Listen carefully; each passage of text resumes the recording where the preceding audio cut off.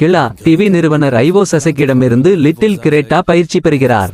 ஏனென்றால் உடல்நலம் மற்றும் காலநிலை பாதுகாப்பின் காரணமாக எப்போதும் அதிக விலையுள்ள ஃபைன் டஸ்ட் ஃபில்டர்களை வாங்கும்படி நம்மை வற்புறுத்துவதும் இதே சூத்திரதாரிகளே.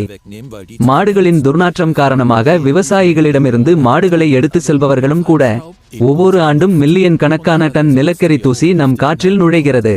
மேலும் ஆயிரக்கணக்கான மில்லியன் டன்கள் நுண்ணிய அலுமினிய தூசி மற்றும் அனைத்து வகையான நச்சு நானோ காக்டெயில்களும். அதே நேரத்தில் 2010ஆம் ஆண்டில் இதே சூத்திரதாரிகள் 180 இராணுவ HAARP அமைப்புகளை பயன்படுத்தி பல்வேறு பூகம்பங்கள், வறட்சிகள், புயல்கள், வெள்ளம் போன்றவற்றை தூண்டுவதற்கு நமது அயனி மண்டலத்தை துஷ்பிரயோகம் செய்தனர்.